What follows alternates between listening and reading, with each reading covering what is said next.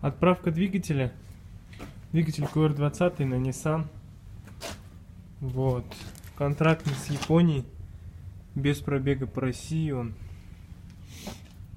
В таком вот хорошем виде. Давайте заглянем внутрь.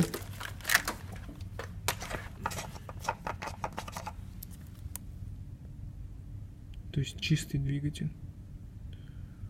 Такой вот он.